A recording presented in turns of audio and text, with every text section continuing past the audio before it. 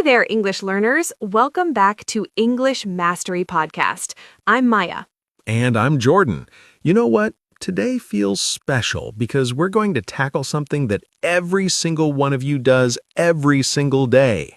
Exactly. We're talking about describing your day in English. But here's the twist. We're not just going to give you boring sentences. We're going to show you how to make your daily stories actually interesting. Because let's be honest, when someone asks, "How was your day?" in English, you don't want to just say, "It was good." That's kind of a conversation killer, right? Total conversation killer. So today, we're giving you the tools to turn ordinary moments into engaging English conversations. And trust me, by the end of this episode, you'll never run out of things to say. Before we jump in, quick reminder, we've got a free downloadable worksheet with all of today's phrases, fill in the blank exercises, and even some conversation starters. Links in the description. Grab it, use it, master it. All right, let's start where every day starts, the dreaded morning alarm. Jordan, tell me, what's your morning really like? No sugarcoating. Oh man, brutal honesty. My alarm goes off at 6:15 and I immediately negotiate with myself. Maybe just 10 more minutes won't hurt. Spoiler alert, those 10 minutes turn into 20 and then I'm rushing around like a tornado. See, that's what I'm talking about. You just used so many natural expressions. Goes off, negotiate with myself, rushing around like a tornado. These make your English sound authentic, not robotic. Exactly. And listeners, notice how I didn't say, "My alarm rings at 6:15 and I wake up." Boring. Instead, I painted a picture. That's the secret. So here's a pro tip. Instead of saying, I wake up, try phrases like, I drag myself out of bed, I finally pry my eyes open, I hit the snooze button 3 times before giving up. Yes, and morning routines are perfect for practicing sequence words. First, I stumble to the bathroom. Then, I splash cold water on my face to shock myself awake. After that, I make the most important decision of the day, coffee or tea. Coffee, obviously, but I love how you used stumble instead of walk and splash instead of wash. Those vivid verbs make everything more interesting. And here's something crucial. Describe the feelings, not just the actions. Don't say, "I drink coffee." Say, "I need my coffee to feel human again," or "That first sip of coffee is pure magic." Absolutely.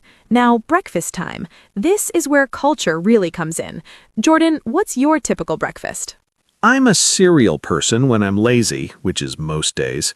But on weekends, I go all out. Scrambled eggs, toast with avocado, maybe some fruit. And I'll admit, I check my phone while eating, which I know I shouldn't do. See, you just made yourself relatable. You didn't pretend to have the perfect morning. You said, I'm lazy most days, and I check my phone.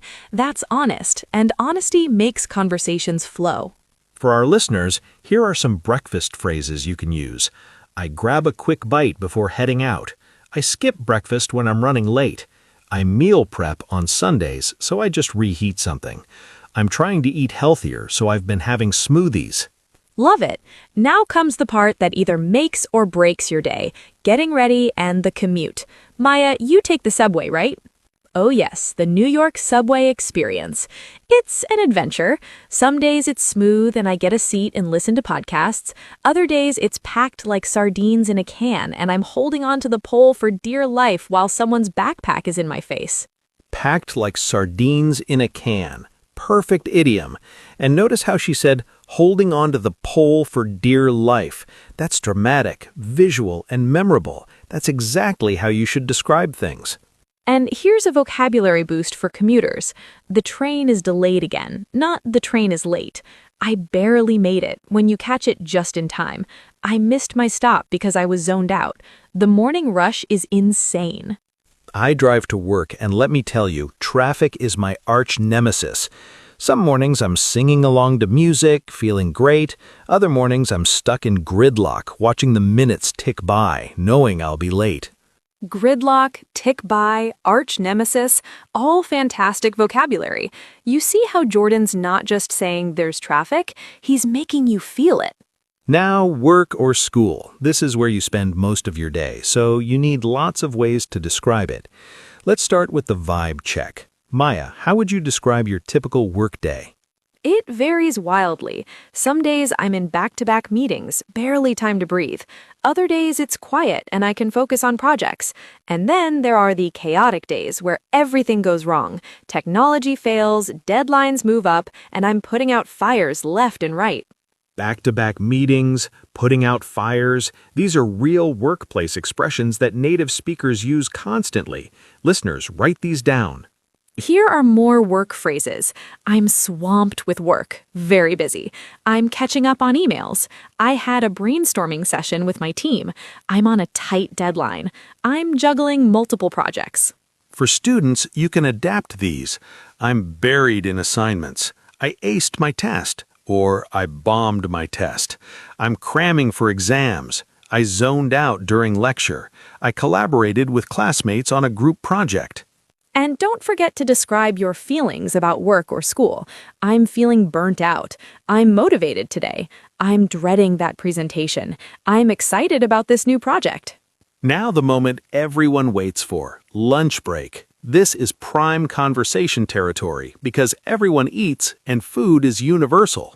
Lunch is sacred to me. I either bring leftovers from home, usually something I batch cooked on Sunday, or I venture out with coworkers to explore new spots nearby. Batch cooked, venture out, explore new spots. Maya's making lunch sound like an adventure, not just I eat food. Try these lunch expressions. I'm ordering takeout today. I meal prepped this week. We're trying that new Thai place. I'm grabbing something quick. I'm treating myself to something fancy. And use lunch to practice food vocabulary. Instead of I eat chicken, say I'm craving chicken curry. Or I devoured a chicken sandwich in 5 minutes because I was starving. Then comes the afternoon slump. Jordan, how do you handle that post-lunch energy crash? Oh, the infamous 2 p.m. crash. I usually need another coffee, maybe take a quick walk around the block to get some fresh air. Sometimes I do a few stretches at my desk because sitting all day is brutal. Great descriptions. The infamous 2 p.m. crash. Get some fresh air. Sitting all day is brutal. These phrases show personality. Afternoon vocabulary. I'm losing steam, getting tired. I'm powering through, continuing despite being tired. I'm counting down the hours until I can leave. I got my second wind, suddenly feel energized again. And then, finally, the workday ends. But here's where it gets interesting. What you do after work defines your work-life balance. Jordan, what's your evening routine? Honestly, it depends on the day. Sometimes I go straight to the gym because I need to burn off stress. Other times I'm exhausted and just want to crash on the couch and binge watch something mindless. Burn off stress, crash on the couch, and binge watch. Perfect evening vocabulary. You're being real, and that's what makes good English conversations. Evening activities you can describe. I hit the gym after work. I'm catching up with friends over drinks. I'm running errands I didn't have time for. I'm taking a cooking class on Tuesdays. I'm just decompressing at home. For me, evenings are about balance. I try to do something productive, like reading or practicing a new skill, but I also give myself permission to just relax. Maybe I call my family, scroll through social media, or watch a show. And that's the key, balance. You don't have to be productive every second. Saying, I'm just chilling tonight is perfectly valid English and perfectly valid life choice. Dinner time! This is another great conversation topic. Jordan, what's your dinner situation? I'm not gonna lie, I'm not a great cook. So I either order delivery, make something simple like pasta, or if I'm feeling ambitious, I follow a recipe video and hope for the best. Sometimes it turns out great. Sometimes, well, let's just say I've ordered pizza as a backup. That's hilarious and relatable. Notice how Jordan admitted he's not a great cook and talked about backup plans. That's authentic storytelling. Dinner phrases. I'm ordering in tonight. I'm whipping up something quick. I'm following a new recipe. Dinner was a disaster, so we got takeout. I'm having dinner with family. And as the night winds down, we get to the final routine, preparing for bed. This is where you can talk about self-care, relaxation, and winding down. For me, it's shower, change into comfortable clothes, maybe watch half an episode of something while I unwind. I try to put my phone away at least 30 minutes before bed, but I'll admit I fail at that more often than I succeed. Again, honesty. I try to, but I fail. That's real life, and it makes for interesting conversations in English. Nighttime vocabulary. I'm winding down for the night. I'm doing my skincare routine. I set my alarm for tomorrow. I'm scrolling through my phone when I should be sleeping. I'm out like a light. Fall asleep immediately. And finally, bedtime. Some people fall asleep in minutes, others toss and turn. Both are valid experiences to describe. I'm a toss and turn person. My mind races with tomorrow's to-do list. I've started keeping a journal by my bed to dump all those thoughts so I can actually sleep. That's a great tip and great vocabulary. Toss and turn, mind races, dump those thoughts. See how much more interesting that is than I go to sleep at 11? So here's your homework, listeners. Tomorrow, try describing your actual day using the phrases we talked about. Don't make it perfect, make it real. Talk about the coffee you spilled, the meeting that dragged on forever, the friend who made you laugh. Because here's the truth. Perfect English isn't the goal. Expressive, authentic English is the goal. And you get there by practicing with your real life. We've packed today's episode with vocabulary, idioms, and expressions. But remember, you don't need to use them all at once. Pick 3 or 4 that resonate with you and start using them this week. And don't forget to download our free worksheet. It has all of today's phrases organized by time of day, plus practice exercises and conversation prompts. Before we wrap up, let's do a quick challenge. Maya, describe your perfect day in English in 30 seconds. Go! Okay, my perfect day starts with sleeping in until 9, no alarm. I make a leisurely breakfast, maybe pancakes with fresh berries. I spend the morning reading in a cozy cafe, then meet friends for lunch at a new restaurant. Afternoon is for exploring, maybe a museum or just wandering through the city. Evening is a homemade dinner with good wine, then a movie night. I fall asleep feeling grateful and content. Beautiful! See how she used descriptive words like leisurely, cozy, wandering, and content? That's how you paint a picture with English. Your turn, listeners. Try describing your perfect day, your actual day, or even your worst day. All of it is practice. Remember, every conversation in English is an opportunity to improve. The grocery store checkout, the coffee shop order, the quick chat with a neighbor, they all count.